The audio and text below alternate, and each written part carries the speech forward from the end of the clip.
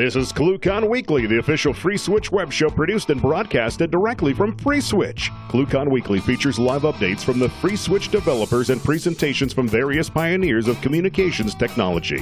ClueCon Weekly is brought to you by FreeSwitch Solutions, the official consulting firm of the FreeSwitch open source project.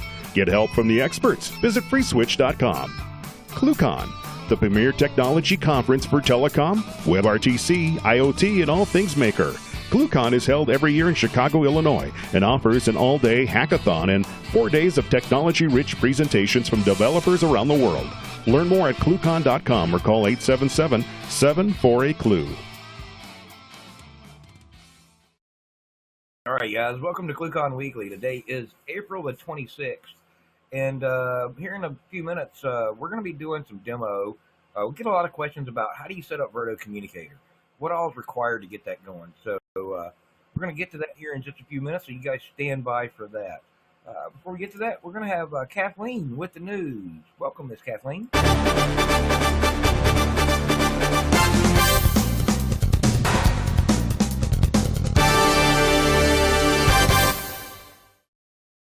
Thanks, Ken. Well, first, we'd like to thank FlowRoute for their ClueCon 2017 sponsorship. You can visit cluecon.com/sponsors to check out some of the sponsors for ClueCon 2017. And then this is the last week to submit your speaking proposals. If you haven't done that already, you need to go to cluecon.com, submit a proposal, get it in there, or you might miss the deadline, guys. That's May 1st. You have to submit it before May 1st. And then check out our new ClueCon registration portal. If you haven't registered already, register in April, and you will get 15 raffle tickets and 3 gigabit drink tickets to use during the gigabit reception. Take advantage of that. The drink tickets come in handy. And then check out our wonderful nightly activities. We've got a whole week of activities planned for you this year. We've got the annual pizza party, the gigabit reception, the Telnet Super Freak Party, and the Sunset Boat Cruise. So don't miss out. And then if you'd like to sponsor ClueCon 2017, please email us at marketing@cluecon.com and we will get you involved. And that's it for me, Ken. All right, cool. Thank you very much, Miss Kathleen. So also, guys, don't forget, just a quick note real quick. We've been getting a lot of bug reports like on IRC and the mailing list and stuff like that. Please do check out the page on Confluence about reporting bugs for FreeSwitch with Jira. There's some really good information there, and by reporting them on Jira and not on the mailing list or IRC, details don't get lost that way. Tony, Brian, Mike, the rest of the team, they spend a lot amount of time going through email every day, and if their inbox is anything like mine, just the users list can have over 100 emails a day in. So when you report it there, it just kind of can get missed. But when you report them to Jira, then there's actually tools there to help us sort those bugs, assign them to the appropriate developer, and that developer has one spot that they can go and look and see what open tickets they have. Also, all the details about that ticket are then tracked and logged forever. You don't lose it. You can go back and look and see tickets that were opened and fixed 10 years ago because we've been using Jira that long. So you can also find stuff. It also comes in handy because then it ties the entire pull request, the patch, anything is all tied together there. So please, guys, help us out with that. Again, check out the page on Confluence, and you can get all the good details if you're not familiar with using Jira. Anyway, so this week, we're going to be talking about Verto Communicator. So you guys that are joining us live, you guys are using Verto Communicator. And for you guys that are familiar with ClueCon Weekly, you know that we use FreeSwitch and Verto Communicator for producing this show. Now, with Verto Communicator, it is a web application that uses Verto, which is the communications protocol for doing voice and video calls. It also has other features like live array and text messaging and all kinds of other fun stuff in there. And it's actually really, really straightforward to get set up. So for you guys that want to try this at home, check out our previous video where we've set up FreeSwitch from packages. That's a great starting point there. And so we're going to kind of skip past that and move right into a system that's already had FreeSwitch set up on it. Go ahead and get that on screen here. And as you can see, we've got just on this particular box, I set up free switch from source, and so it's already pre-installed. So I literally just git checkout, follow the instructions on the install page, and then make install. From there, we need the next step that we're going to do is actually make sure that you've got your web server set up on here already. In the instance of this box, this box has Apache set up on it, and I've also got Node and your typical tools set up ahead of time, so we don't have to wait on all the apt-get install to run. But to make life easy to get most of that stuff on a Debian box, we've got a little script in the source tree here. User source free switch this is my base checkout, and then within that HTML5 Verto Communicator will get you the Verto Communicator source code. So you go into that directory and we look, and there's just a few files in there. The most interesting one for people running on Debian is the Debian 8 install.sh script. You run this script, and it's going to do several things for us. And we'll look back up at the top of the screen here. It's going to run an apt-get update to make sure that we're going to get the latest packages from Debian on there. Then we're going to run apt-get install npm and Node.js legacy. This is going to get us Node.js and the npm package manager that we need for that. The next step that we're going to do in the script, and the script's going to handle all this for you, is to install Grunt CLI, and Bower. These are some dependencies that are needed by VertoCommunicator for actually building. And then we're going to run npm install, which is going to use your standard npm package.json file to grab all the other dependencies from npm that we need, followed by Bower, and then because we like to do bad things, allow root install, which is going to actually install all the components for Bower that you need in your local source tree here now. This is all stuff that is stored out of tree because we can get these from good sources like npm, the Bower repos, and all the other good fun stuff. The very next step, which is one that you may do on a regular basis, is run Grunt Build.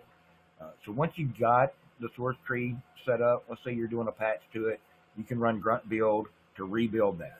And that's going to output into your dist directory here. So within the dist directory, once you've ran that script, you're going to get an install now ready to drop into your web server of VertoCommunicator. So for this particular demonstration, to make my life easy, what I've done is I'm just going to go over to var www.html, and I just created a symlink from VC onto VertoCommunicator disk. Now this allows me to update as many times as possible, and then Apache, in this case, just sees that I've updated VertoCommunicator. Now I could have easily copied that entire disk directory over into my web root and named it whatever I wanted to, VC, VertoCommunicator, web client. And with that allows you to then serve that up. So in the case of this particular box, go ahead and switch over here. This is actually running on my local domain here, so this box isn't up all the time, demo. And it's just /VC. So call it there. So I'm going to go ahead and log out of this, and you guys are familiar with this screen here. So once it's installed, you'll come up to this point. You can check it real quick. Now, before we go much further, FreeSwitch is already installed and up and running on this box, but there's a couple of config changes that you need to make on it. So let's go over our FreeSwitch configs. The first thing you want to look at is your directory, and in a default FreeSwitch install, in your in this case from packages from source user local FreeSwitch conf, you're going to have a directory folder, and that's where your user directory is located. And for the sake and by default, there's going to be a default.xml in there. So we're going to go ahead and open that file with your favorite editor. I'm using VI here. You can use Emacs, Nano, whatever your favorite editor is there.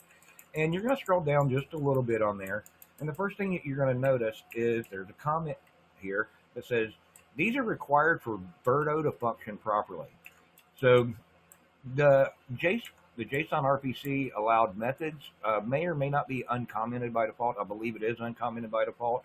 But the next line, JSON RPC allowed event channels, is going to be commented out by default. You're going to want to uncomment this particular line right here, and then go ahead and save that file.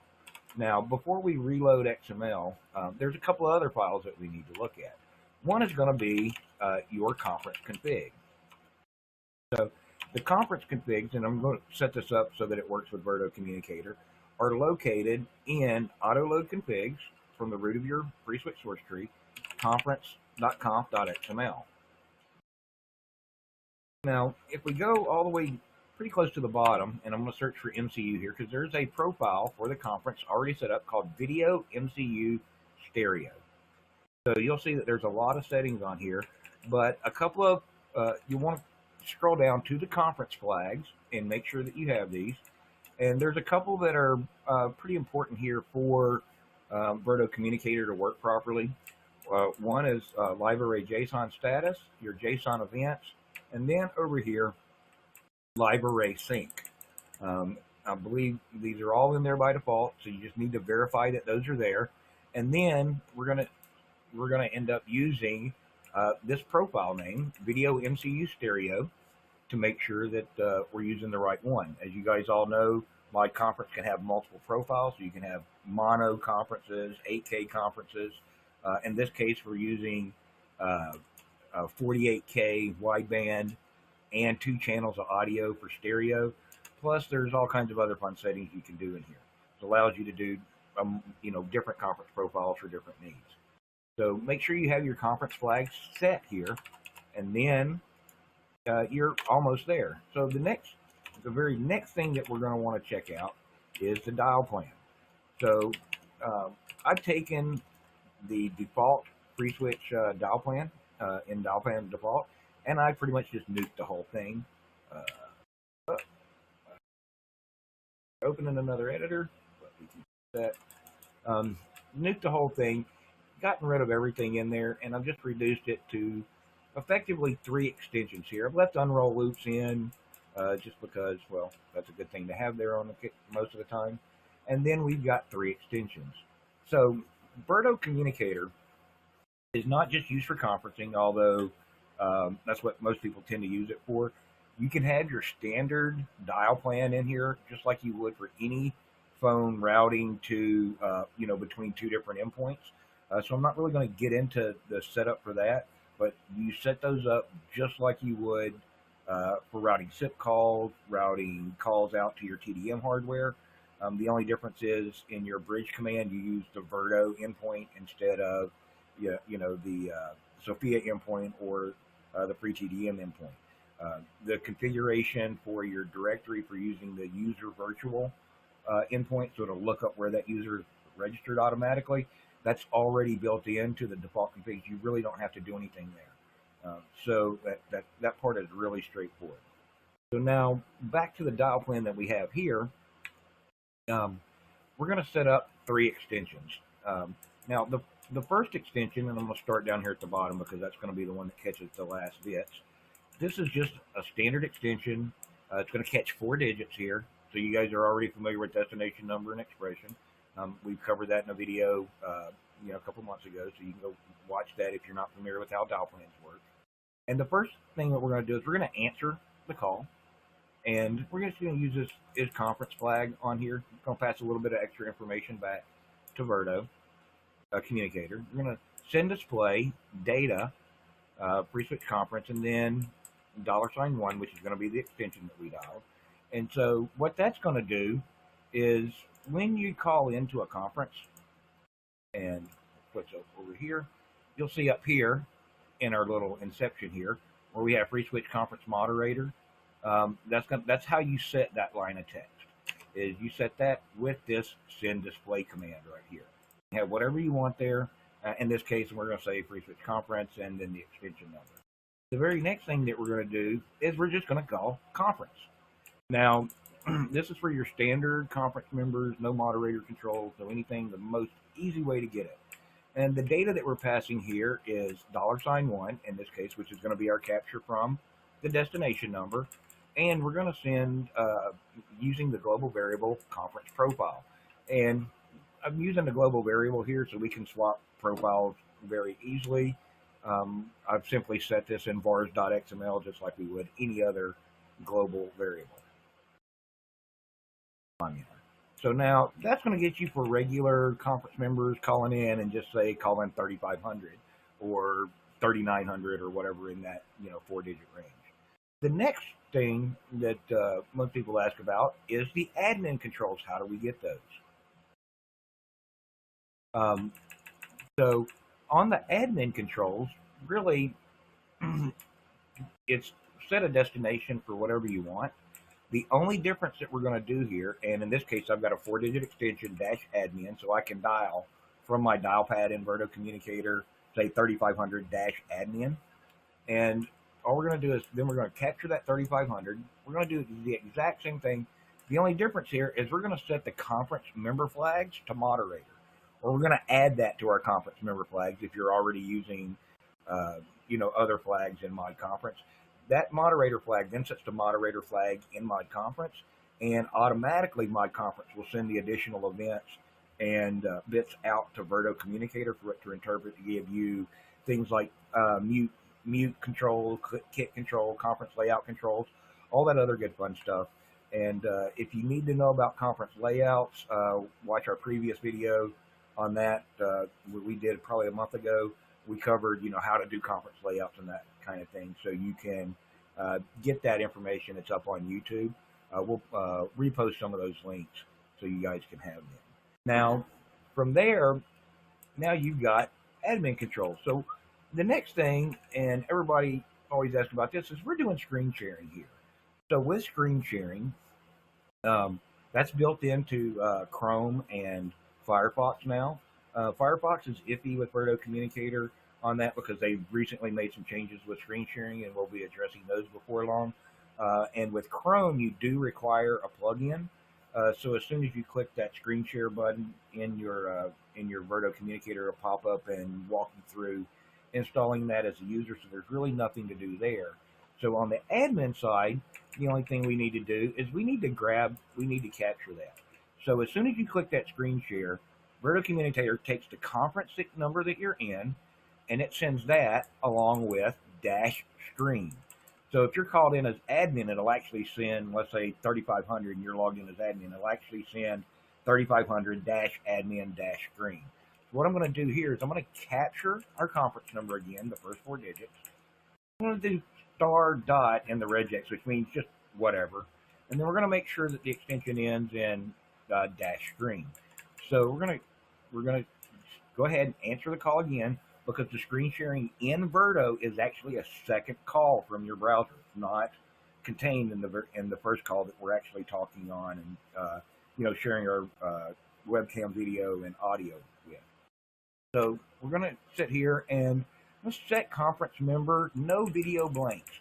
What this is for is if we mute somebody or we don't have a video stream from, it just takes them off the canvas. Lets us hide stuff off screen. So that's a little extra one for you there. Really has no bearing on the screen share here. And then of course we're going to do standard send display and conference. So the only thing really different here on doing the screen share is just our expression up here. We're going to capture whatever and make sure that it ends in -screen. So with that, you can go ahead, boom. Now you've got screen sharing and you're ready to go. So at this point, you would go ahead and start up FreeSwitch.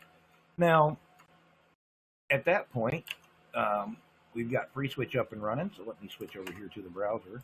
And as you can see, we've got it here. We're logged in, and we can go ahead and click login, and we can call 3500 -admin, and we're now, it's asking for a password. Now we'll go ahead and save that for later. And I'm not going to sign in. Now I don't have a webcam and there's nobody else in here, so you're getting black video on this.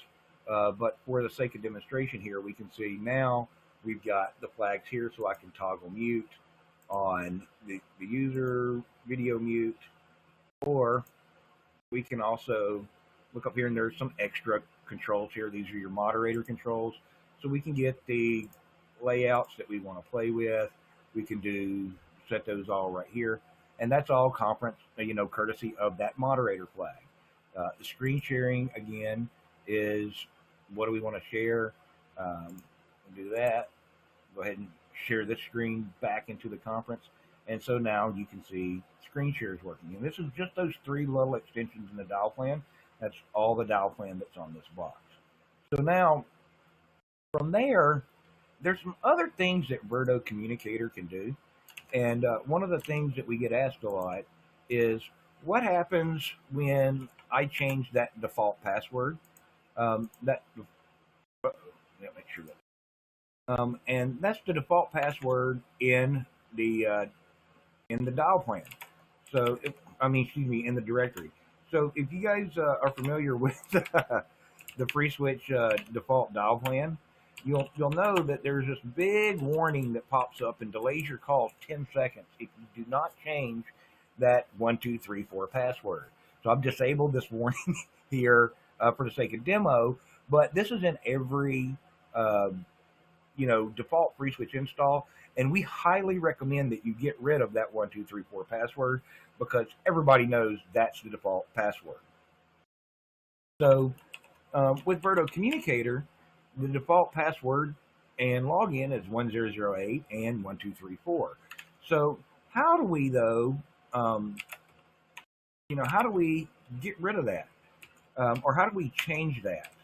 So Verto Communicator actually has, and we're looking at an install tree here, actually has a config.json file. There's some more advanced features. I'm not going to get into all of them today, but the biggest one is setting the username and password that defaults when you load Verto Communicator, and it drops you into that little login screen that really is just getting us some information on what your name and email address for Mod Conference. But to actually place calls in a secure way, you need to edit this config.json file. It's just straight JSON. There's really 2 settings by default in it. One's the login, and this is going to be for your default directory that you specified for Mod Verto. In this case, 1008 and 1234 are the password. You can generate this file with your backend web scripts if you need to, so you can have other fun stuff going on there.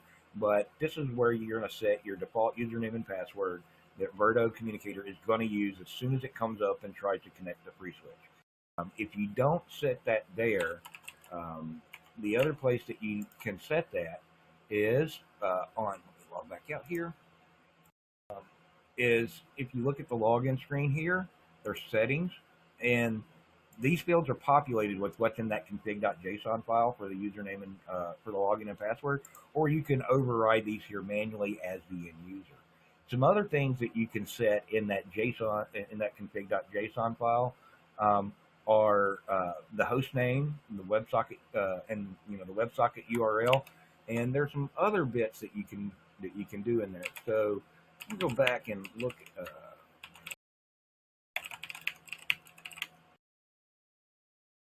Email 5.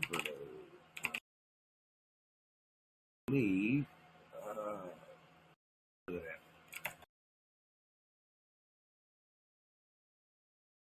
If you look in Verto Communicator in its source directory, there is a config.json sample, and you can see that there's all kinds of fun stuff that you can stick in there.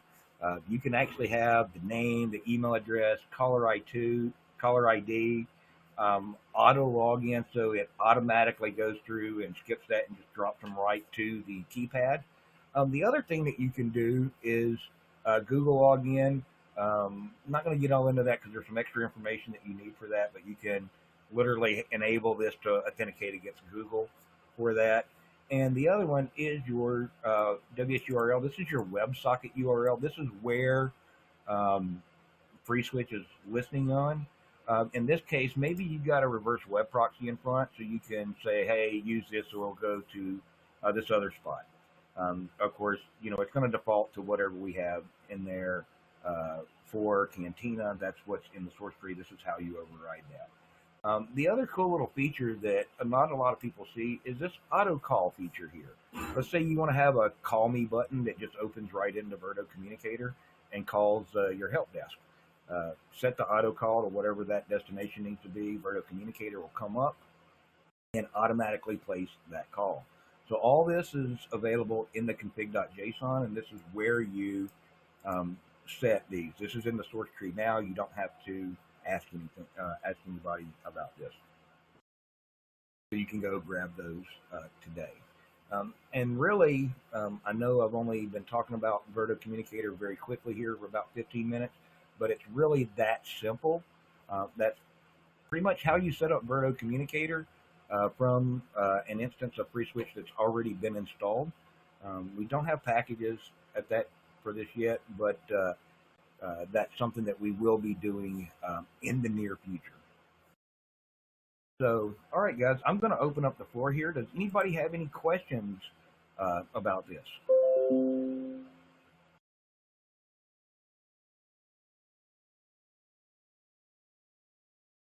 Here.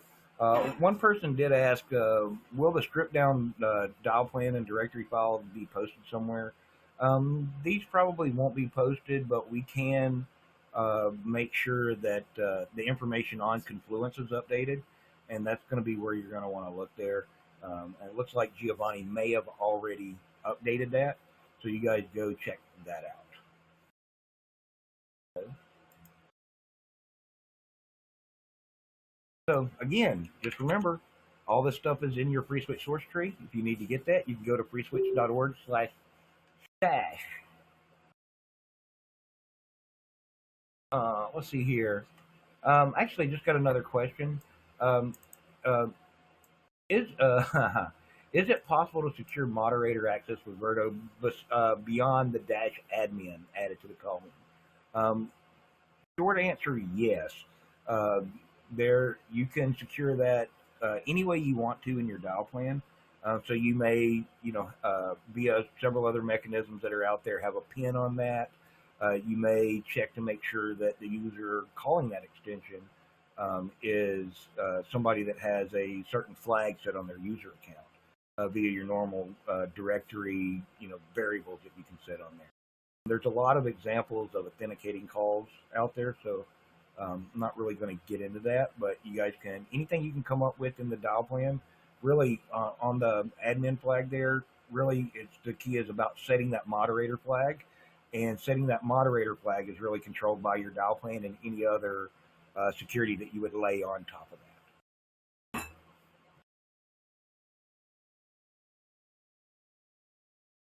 All right, guys, again, all this is available in Stash today.